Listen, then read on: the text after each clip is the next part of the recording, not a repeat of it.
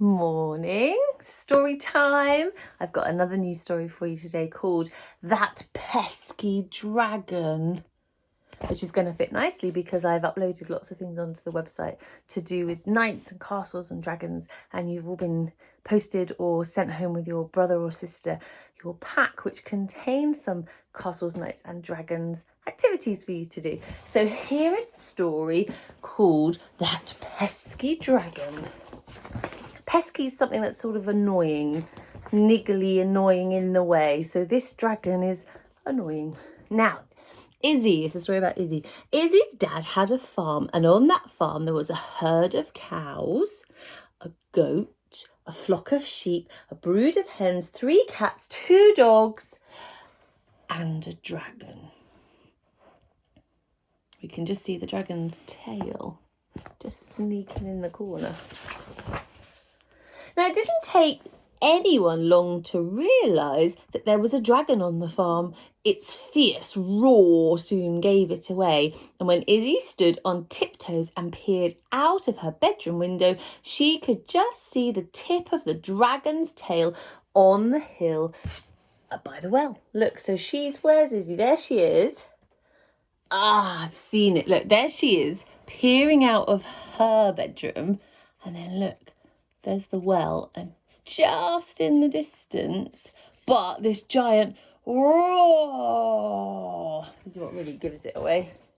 Can we go and look at it? Asked Izzy. Certainly not, said Dad. Dragons are far too dangerous. If we leave it alone, it'll be gone by tomorrow.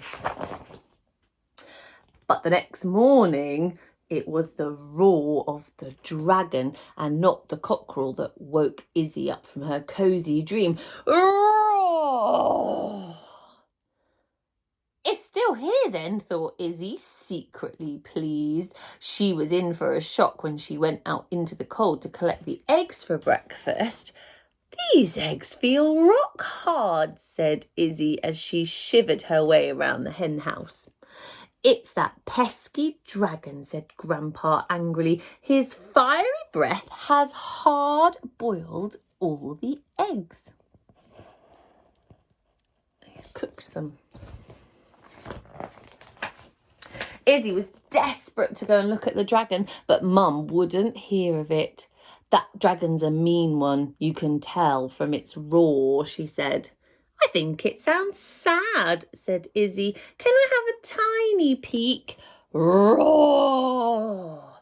Definitely not, said Mum. Go indoors, and with luck it will fly away soon. I don't know about you, I'm not sure I'd want to go see the dragon. Quite scary.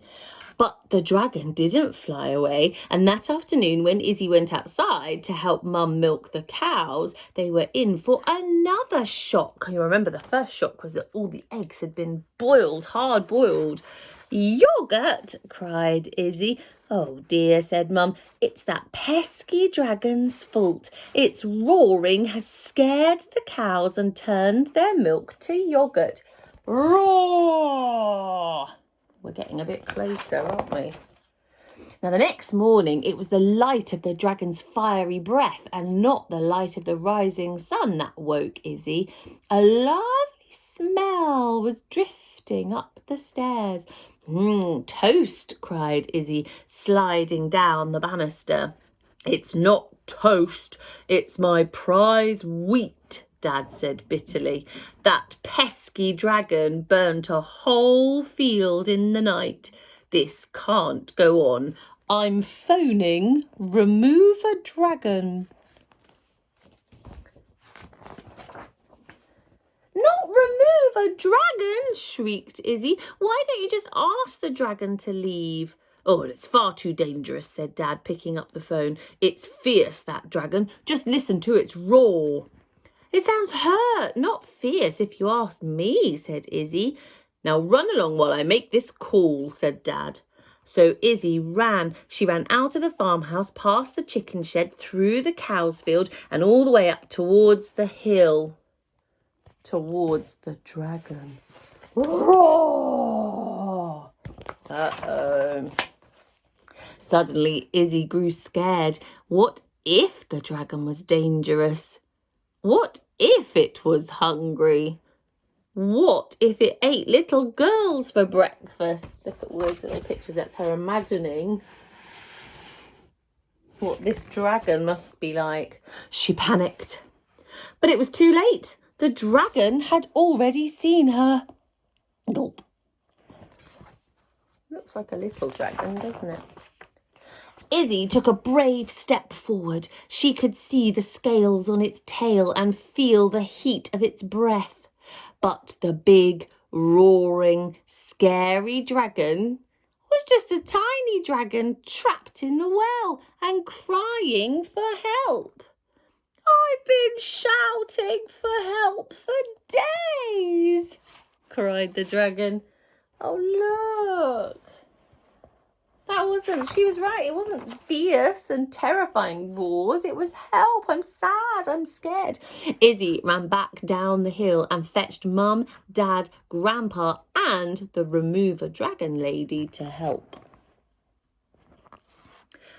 They look scary, sniffed the dragon as they tramped towards with spades and ropes. Don't worry, said Izzy. Sit still and don't breathe or you might singe us when we pull you out. Singe is when you get a bit burnt. So they don't want him to breathe his fire anywhere. Well, the dragon held his breath while Izzy, the remover dragon lady, Mum, Dad and Grandpa pulled and pulled and pulled until pop! The dragon was free.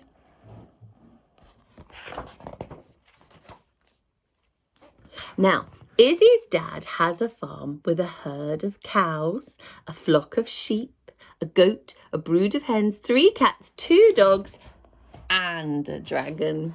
And Izzy loves cold mornings with a dragon around. There's always hot milk, hard-boiled eggs, and toast for breakfast.